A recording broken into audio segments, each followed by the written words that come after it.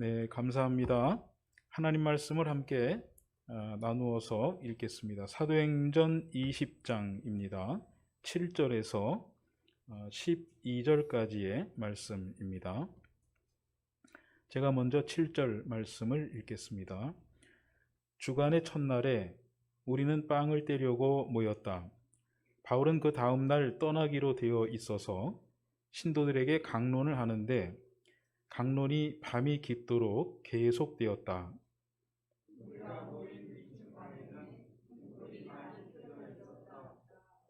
유두고라는 청년이 창문에 걸터 앉아 있다가 바울의 말이 오랫동안 계속되므로 졸음을 이기지 못하고 몹시 졸다가 3층에서 떨어졌다. 사람들이 일으켜 보니 죽어 있었다.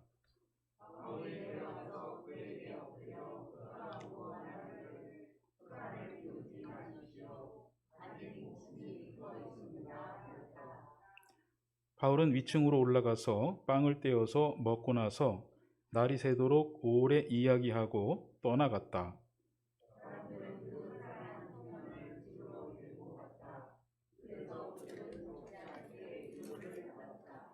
아멘. 네, 저희가 11월 말부터인가요? 12월 초부터 영상 예배로 전환한 이래로 이제 거의 3달 만에, 3달 가까이 돼서 부분적으로 이 모이는 예배가 재개가 되고, 그리고 이렇게 식구들을 뵙게 돼서 너무너무 반갑습니다. 사람이 그리워가지고요. 저도 살짝 코로나 블루라고 하는 코로나 우울증 에 살짝 시달리고 있었는데, 오늘 이렇게 뵈니까 조금은 또 위로가 되고 또 힐링도 되는 그런 마음의 경험을 할 수 있어서 참 감사하고 기쁘게 생각합니다. 이제 아마 다음 주부터는 백신이 주사가 되기 시작한다고 그러죠. 그래서 9월쯤 이렇게 가면은 꽤 많은 이제 분들이 백신을 주사를 이제 맞게 되고, 그렇게 되면 지금보다는 한결 좀 편안하게 예배를 드리는 그런 상황이, 또 우리 생활을 할 수 있는 그런 상황이 오겠다 하는 기대를 해보게 됩니다. 제가 그 코로나를 경험하면서 하여튼 개인적인 시간을 많이, 이전보다는 많이 갖게 돼서 뜻하지 않게 가끔씩 TV를 보게 되는 이제 그런 상황도 경험하게 되었습니다.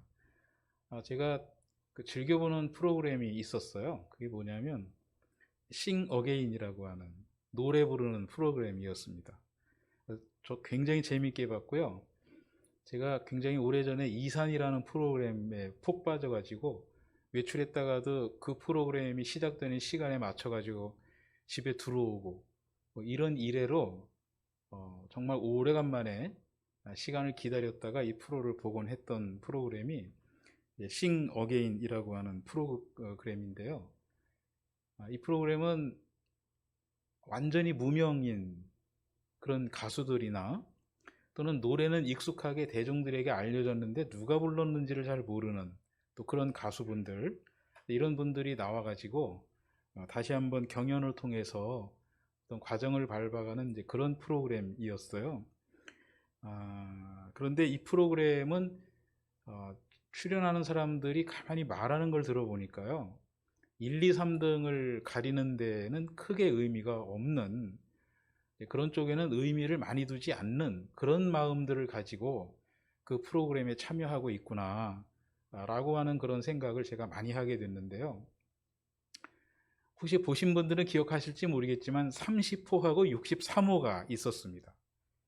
그 30호는 이재철 목사님이라고 하는 분의 아들이라고 그래요. 이승현이라고 하는 가수고, 또 63호는 이무진이라고 하는 21살인가 2살 되는 대학생인데, 이 두 사람이 기타를 치면서 노래를 하는데 상당히 재능이 있는 그런 사람들이다 이렇게 판단이 되는데, 이승윤이라고 하는 가수한테 인터뷰하는 분이 이제 질문을 했어요.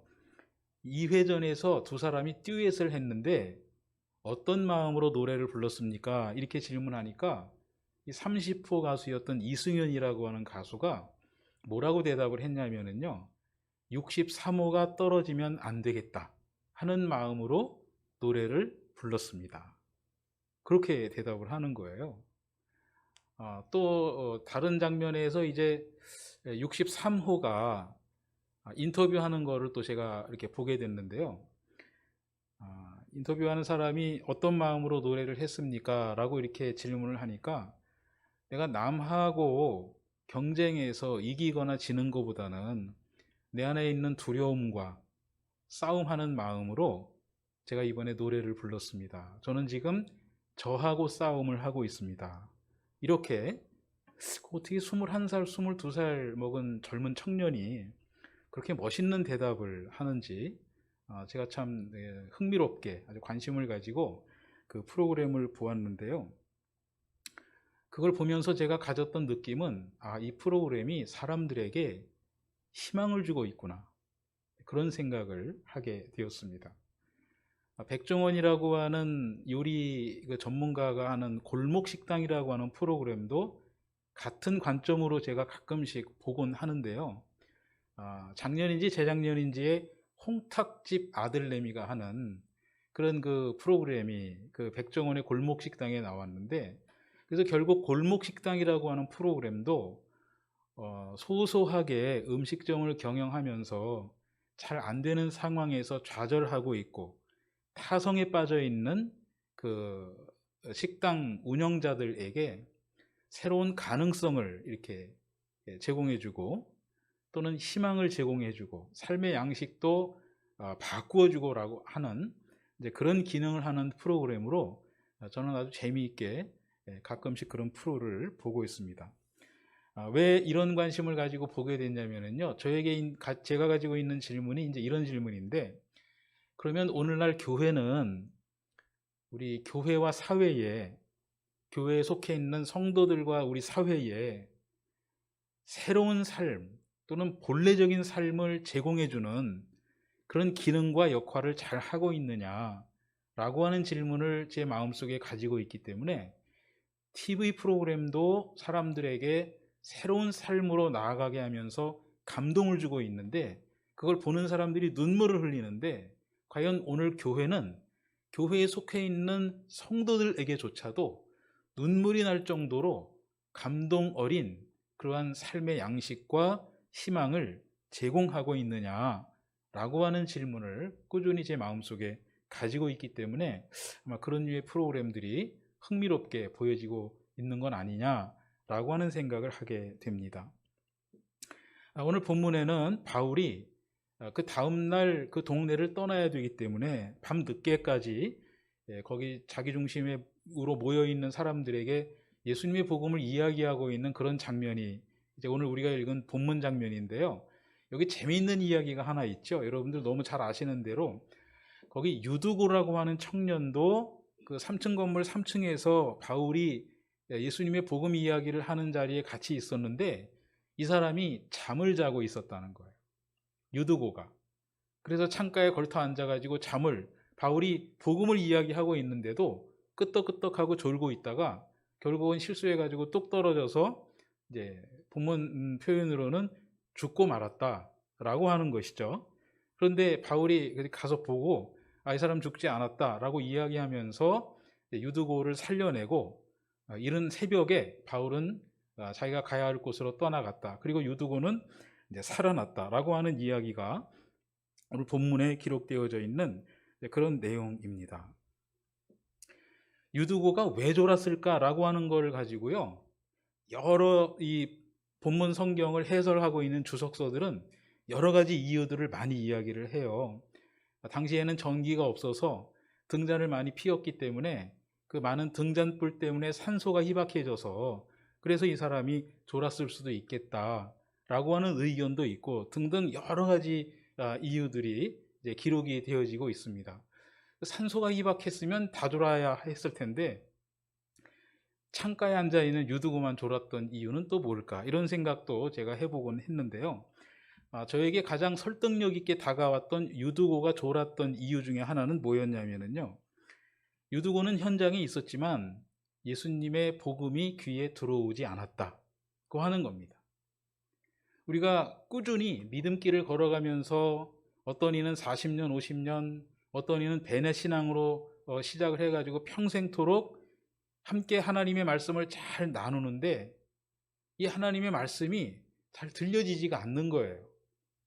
그러니까 지난주에 예배당에 나왔기 때문에 이번 주에도 습관적으로 예배당에 나와서 앉아있다가 가면 그것으로 나는 내 할 일을 믿음의 그 역할을 다 했다라고 하는 그런 자기 만족하는 상태에 머물러 있는 건 아니냐.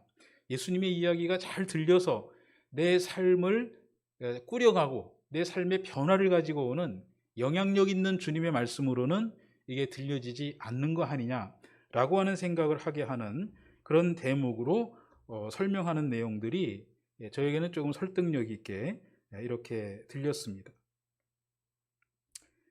유두고가 창가에 앉아 있는 것도 조금 더 아주 자세하게 묘사한 그러한 내용도 볼 수 있었는데요.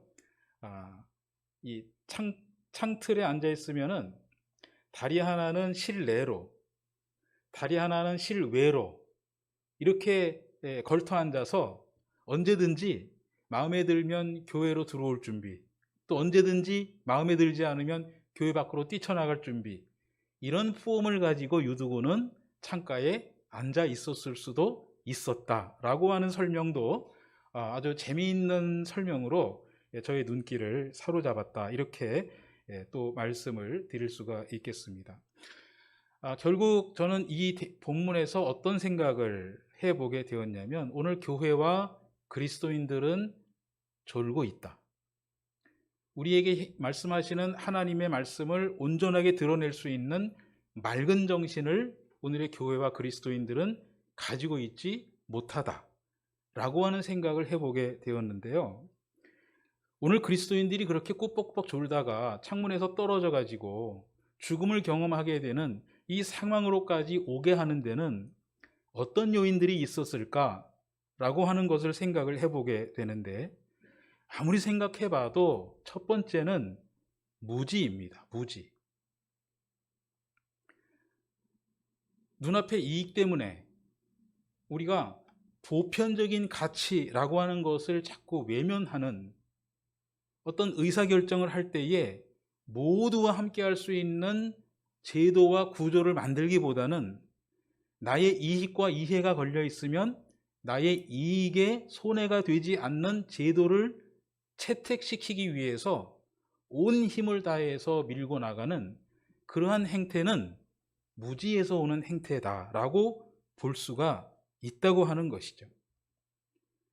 또는 자기 생각이 절대적인 진리라고 하는 편견에 사로잡혀 있어가지고요, 보다 타당하고 합리적인 이야기를 잘 받아내지 못하는 그러한 지적인 오만과 편견도 우리를 무지한 그리스도인의 수준에 머물게 하는 그러한 요인이 될 수가 있겠다고 하는 생각을 우리가 해볼 필요가 있겠습니다. 그렇게 무지하게 교회를 꾸려가면 어떤 경험을 하게 되냐면요, 우리 교회가 사회에서 신뢰를 얻기가 참 어렵습니다.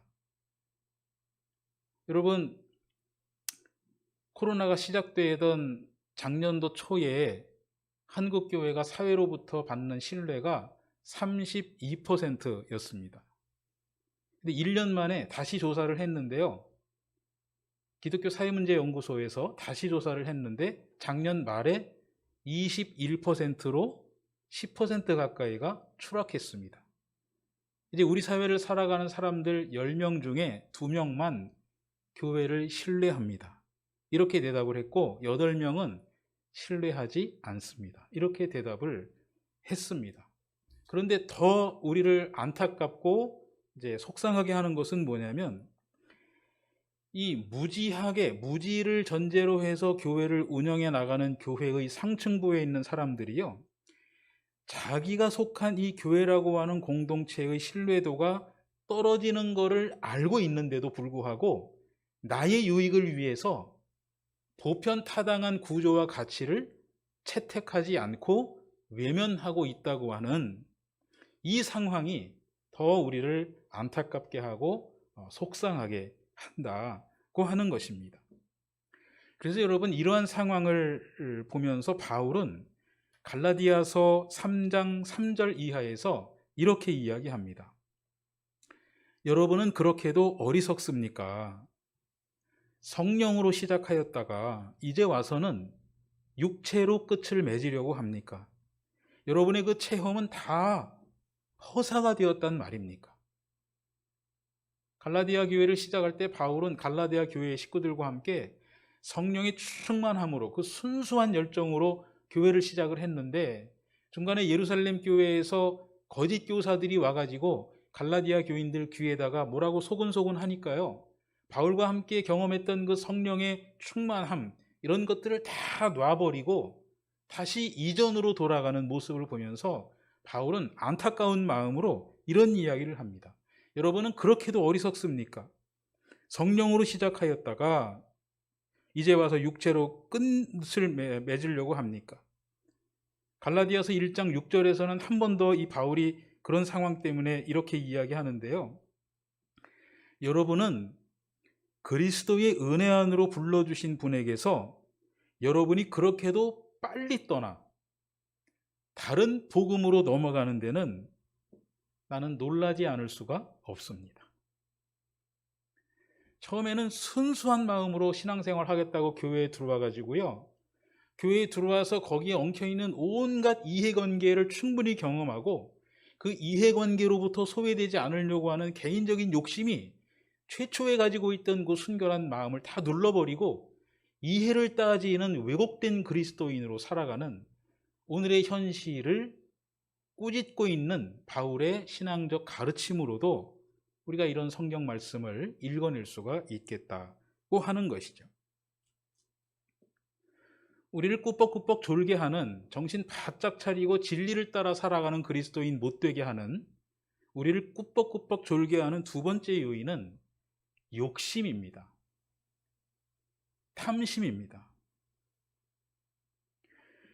자기 후배 목회자인 디모데에게 바울은 디모데전서 6장 9절에서 이런 이야기를 해요. 부자가 되기를 원하는 사람은 유혹과 올무와 여러 가지 어리석고도 해로운 욕심에 떨어집니다. 그런 것들은 사람을 파멸과 멸망에 빠뜨립니다. 제가 요즘 읽고 있는 그 책이요, 인문학으로 보는 그리스 신화라고 하는 책을 봅니다. 이 책은 제가 한 번에 쭉 읽으려고 산 게 아니고요, 그냥 이렇게 일을 하다가 피곤하면 한 챕터씩 읽으려고, 이렇게 그냥 재미로 읽으려고 산 책인데요, 아주 재미있습니다.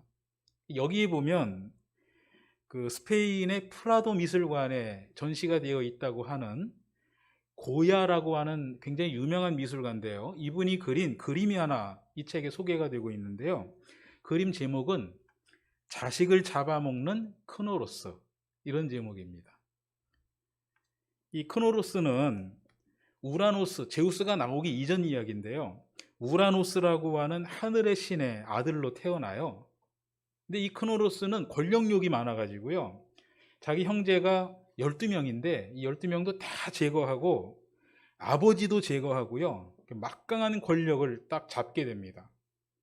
권력자가 되는데, 이 크노로스가 어느 날 어떤 신탁을 이제 듣게 되는데, 어떤 신탁을 듣게 되냐면요, 아들이 아버지를 죽이고 권력을 찬탈하게 되는 운명입니다, 당신은. 이런 신탁을 듣습니다. 그러니까 크노로스가요, 아버지도 제거하고 형제들도 다 제거하고 이렇게 하고 이 권력을 잡았는데, 아들에게 권력을 빼앗길까 봐요, 자기 자녀들이 태어나기만 하면 다 잡아먹습니다. 제우스도 이 크노로스의 아들인데요, 잡아먹습니다. 나중에 이 크노로스를 없애버리는 어떤 다른 신이 뱃속에 있는 이 제우스, 헤라 이런 다 끌어낸다는 이야기가 이제 나중에 나오거든요. 사람이 마음속에서 계속 올라오는 게 뭐냐면요, 욕심입니다. 욕심. 재물에 관한 욕심, 권력에 관한 욕심, 명망에 관한 욕심. 이거는 평생 싸워야 하는 내 안에 있는 나를 나대지 못하게 하는 적군들인 거예요. 크노로스는 이 권력에 대한 욕심 때문에 자기 자식이 태어나기만 하면 다 잡아먹는 거예요. 조금 전에 그림을 보셨는지 모르겠는데, 그게 이제 자기 아이를 권력의 욕심 때문에 잡아먹고 있는 그 장면을 고야라고 하는 화가가 그린 그림이죠. 근데 여러분, 이런 이야기가 그리스 신화에만 나오는 게 아니고요, 성경에도 나옵니다. 권력 때문에 아들이 아버지를 죽이려고 하고 아버지는 또 아들을 죽이고, 이런 이야기가 성경에 나오는데요. 그게 뭐냐면 다윗과 압살롬 이야기잖아요. 압살롬은 왕이 되기 위해서 자기 아버지를 막 죽이려고 쫓아가죠. 부자지간에 그럴 수 있어요? 근데 권력의 욕심에 꽉 사로잡히게 되면 아버지고 어머니고 보이지 않습니다. 그래서 이 압살롬이 아버지를 잡으려고 노새를 타고 막 달려가다가 상수리 나무에 그 긴 머리가 걸려서 대롱대롱 매달려 있게 되죠. 다윗의 부하 장수는 요압이라고 하는 용맹한 장군이 있었는데요. 이 사람이 그 보고를 받고 나서 창 세 자루를 가지고 압살롬이 매달려 있는 상수리 나무 아래로 가가지고요, 창을 집어 던져가지고 성경의 표현대로라면 압살롬의 심장을 꿰뚫어 버리고 말았다. 결과적으로 권력 때문에 아버지가 아들을 죽인 그런 결과가 되고 말았죠. 사무엘하 18장 14절에 보면 이 이야기가 기록이 되어 있는데요. 요압은 투창 세 자루를 손에 들고 가서 아직도 상수리 나무 한가운데 산채로 매달려 있는 압살롬의 심장을 꿰뚫었다. 이렇게 이야기해서, 여러분, 우리가 정말 본래적인 그리스도인으로 살아가지 못하게 하고 제정신이 아닌 뭔가 들떠있는 그리스도인으로 살아가게 하는 요인 중에 하나는 우리 안에서 끊임없이 솟구쳐 올라오는데 이거를 제어하지 못하는 욕심입니다. 탐심입니다. 근데 탐심은 나한테 이야기를 해요. 나는 나쁜 게 아니야. 나는 정당해. 나 욕심은 너를 위해서, 황창진 목사 당신을 위해서 일하고 있잖아. 그러니 너는 나를 미워하면 안 돼. 라고 속삭이는데 꽤나 많은 사람들이 그 속삭임에 귀를 열어주고 있다고 하는 것이죠.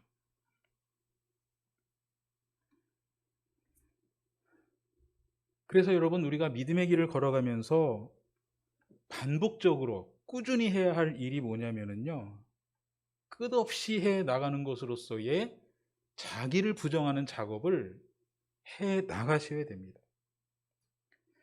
우리 안에는 끊임없이 알면서도 모르는 척하는 가장된 무지, 예돌이 작동하려고 하고 있고요.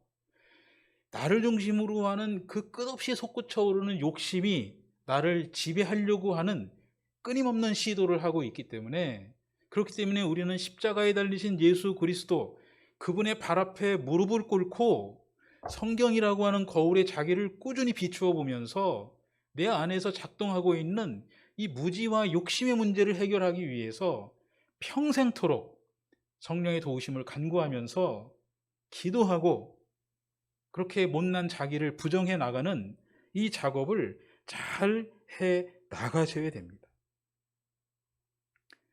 제가 오늘 예배 시작할 때 읽어드렸던 성경을 다시 한번 읽어드리도록 하겠습니다. 주님께 두 가지 간청을 드리니 제가 죽기 전에 그것을 이루어 주십시오.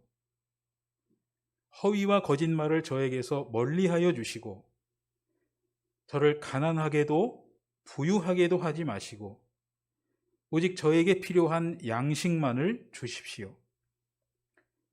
제가 배가 불러서 주님을 부인하면서 주가 누구냐 하고 말하지 않게 하시고, 제가 가난해서 도둑질을 하거나 하나님의 이름을 욕되게 하거나 하지 않도록 해 주십시오. 읽을 때마다 제 마음이 너무 아프고요. 이게 잘 안 돼서 가지고 싶은 거 있으면 끝까지 쳐다보다가 이걸 내 손에 집어 넣어야 속이 개운해지고 끌탕이 끝나는 이 수준을 벗어나지 못하는 저를 안타까워하면서 끊임없이 이 성경 구절을 찾아가지고요, 이 말씀을 읽죠. 평생토록 해 나가야 할 기도이고 믿음의 신앙의 연습입니다. 이 끊임없는 자기 부정의 작업으로서의 믿음의 여정이 우리를 보다 보다 정결한 그리스도인의 지경에 나아가게 하는 그러한 하나님의 은총을 누릴 수 있는 믿음의 과정이다라고 하는 것을 알고 정말 끊임없이 이러한 성경 말씀에 자기를 노출시키면서 더욱 겸허하고 더욱더 일상을 살아갈 수 있는 그러한 그리스도인의 지경으로 나아가야 하겠습니다. 이 작업을 하면서 우리에게 정말 중요한 게 뭐냐면요, 침묵입니다. 모임을 하면 저도 아직도 그런 그 욕구를 느끼는데요. 왜 이렇게 말을 하고 싶은지, 왜 이렇게 내 생각을 이렇게 막 이야기하고 싶은지, 그래서 인정받고 싶고 관철시키고 싶고 왜 그런지 모르겠어요. 왜 이렇게 말을 하고 싶은지. 대부분의 사람들은요, 말하기 능력과 듣기 능력을 이렇게 재보면 말하기 능력은 상당히 발달해 있는데 상대적으로 듣기 능력은 상당히 덜 발달되어 있는 그런 경우를 보게 되죠. 듣는 걸 잘 못합니다. 이렇게 듣다 보면 내가 하고 싶은 말이 문득문득 생각나시는 거잖아요. 그러니까 상대방의 말을 끊고 내 이야기를 막 이야기를 합니다. 카렌 암스트롱이라고 하는 분이 신을 위한 변론이라고 하는 책을 썼어요. 이거는 신은 없다라고 이야기했던 책에 이제 그 책에 대한 변증으로 쓴 책인데요. 이분이 책을 쓰면서 그 책에서 어떤 이야기를 했냐면, 기도할 때에 내면에 신에 관한 어떠한 형상도 만들지 말아라, 그런 말을 합니다. 기도할 때에 자기 마음속에 어떠한 형태의 인상도 만들지 마라. 왜냐하면 그게 선입견이 되기 때문에 그래요. 하나님의 모습이 어떻게 있나요? 그게 상상이 되면 그것이 모두에게 적용할 수 있는 하나님의 모습이 될 수 있을까요? 그래서 이 카렌 암스트롱이라고 하는 신학자는 기도할 때 마음속에 어떠한 형상도 만들지 말아라. 오히려 누군가를 어떻게 사랑할 수 있을지에 관해서 침묵하면서 사랑하게 하시는 하나님의 음성을 듣는, 하나님한테 말을 너무 많이 하지 말고 하나님이 나에게 말씀하시는 그 이야기를 잘 드러낼 수 있는, 내 입을 닫고 귀를 여는 그러한 침묵으로서의 기도를 잘 해 나가십시오. 이렇게 이야기를 하고 있습니다. 오늘 본문에서 참 감사하게 생각할 수 있는 장면이 본문 후반부에 나오는데요. 바울은 이 청년이 죽었다고 단정하지 않습니다. 그리고 이 청년을 살려내고 12절에 보면 사람들은 그 살아난 청년을 집으로 데리고 갔다. 그래서 그들은 적지 않게 위로를 받았다. 이런 말씀으로 오늘 본문이 이제 이어지고 있습니다. 오늘 이 어려운 시절에 교회와 그리스도인들이 해야 할 일은 무엇일까? 골목식당이라고 하는 프로그램이 그러했듯이, 또는 싱 어게인이라고 하는 그러한 프로그램이 무명의 가수들에게 희망을 준 것처럼, 오늘 교회는 죽음의 자리를 살아가고 있는 사람들에게 생명의 자리를 소개하고 이끌어주는, 절망과 낙심의 자리를 살아가고 있는 사람들에게 희망과 긍정의 실천이 있는 삶의 자리로 나아가게 하는 그런 순기능을 해야 되지 않을까. 이 일을 하기 위해서 우리 교회는 어떤 모습을 꾸준히 연습해야 할까? 예수님께서 십자가를 지시고 그리고 그 고난을 이기시고 무덤이라고 하는 죽음을 극복하시고 부활하신 것, 여기에 담겨져 있는 그 정말로 선한 그리스도교 신앙의 함의를 우리 이웃들에게 어떻게 전해야 할까? 라고 하는 이 실천적인 고민이 오늘 예배드리는 우리 산돌교회 가족들 마음속에 잘 이해가 되고 받아들여지기를 간구하는 마음입니다.